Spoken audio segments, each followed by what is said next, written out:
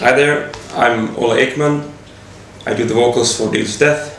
Yeah, and I'm Erik Jacobson. I'm the lead guitarist of Death Death, and this is the interview for Metalship in Tokyo.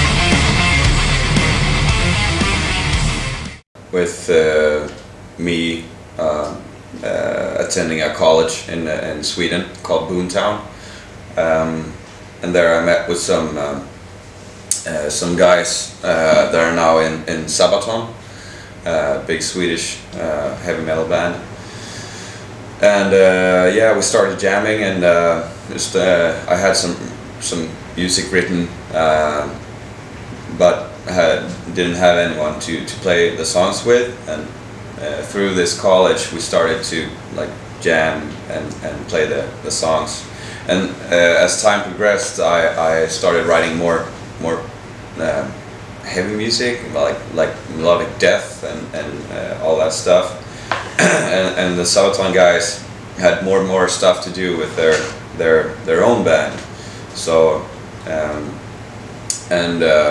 I needed like harsh scream vocals, and I asked one of the teachers if there were any vocalists in the area that was any good, and yeah, these are the vocalists. They gave me like a sheet of paper, and then I found Olle, and yeah, since day one he was showing us that yeah, this is right, this is good. So he's been with us from the start, and yeah, it went from there. I started writing the songs, like the first album, Internal Demons, is recorded in Boomtown, in their studio, and yeah, it kind of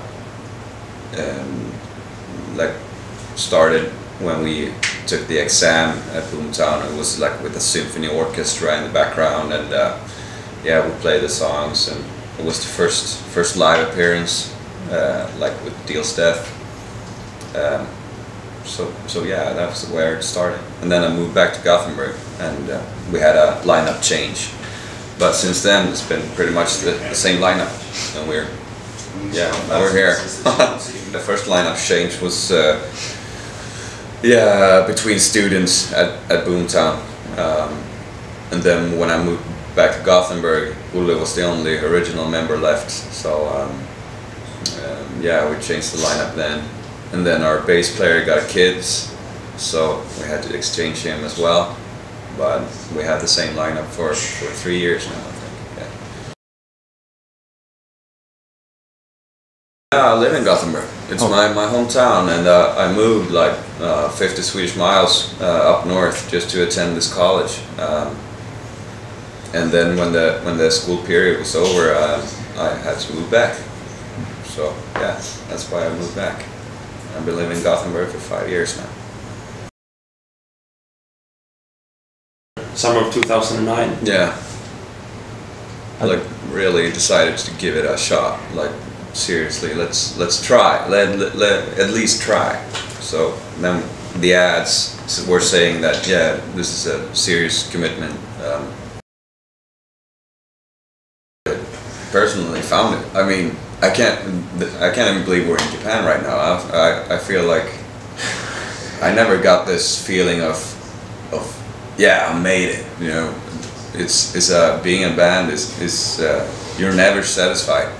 It's always the next step, the next thing. You know, but of course I'm happy about where we are now. But I haven't gotten the feeling of yes, we've made it. Maybe when we signed a contract with Universal Spine Farm, that was like a milestone. That was kind of like a proof of, yeah, you did something right. The secret is to not being satisfied. I mean, the secret is to work hard and not just sit on your ass and think, yeah, you have to do stuff, you have to go. Even if you're not playing at a festival, you can go there and yeah, show yourself. Like here, we are a band. I mean.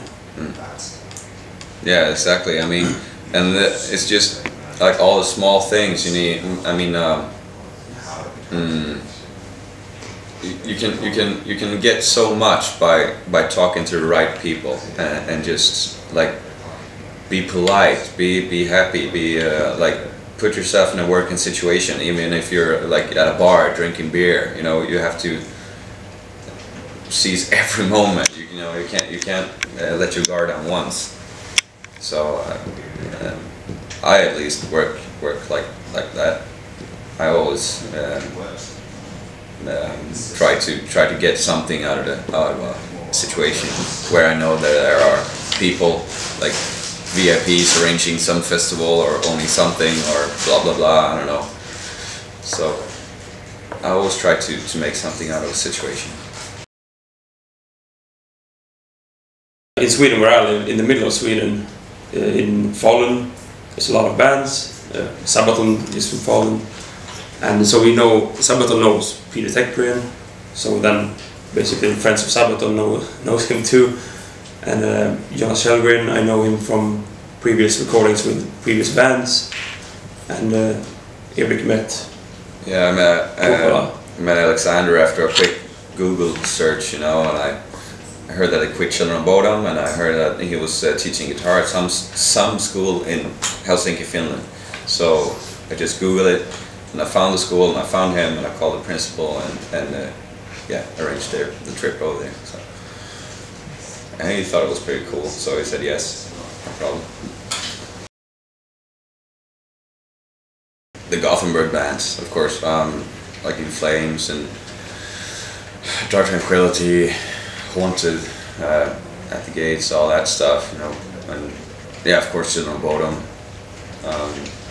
Arch Enemy, all those bands. But we're not like true metalheads. Just listen always to metal. You know, we listen to Toto, to my personal favorite Danny Elfman, the composer for The Simpsons, and Edward Scissorhands, Batman Begins. He's a genius. And I also listen to a lot of classical music. I mean, good music is good music. It doesn't matter what genre it is, unless it's like really crappy. You just steal good music and push it in your head and just make something out of it. Push out the metal something from it. So when I was a kid, I only listened to, I mean, at like 1991, when Metallica was huge, when Guns N' Roses were huge, I listened to Metallica, Queen, Guns N' Roses. I didn't know about metal. I didn't know about that at all. It was just Metallica, Queen, ZZ Top maybe, Guns N' Roses. And there was like, fuck Guns N' Roses, here comes Metallica t-shirts. Fuck Metallica, here comes Guns N' Roses t-shirts. So there were like fights in schools. Which are the best band? Yeah. But as older ones told me that music, if you just look at the bars and beats, then we're similar to like every other band out there. But that is not how we present ourselves, and that is not the way you should look at music. You should look at the persona and the live shows, how we present ourselves and how we choose to do our thing, you know.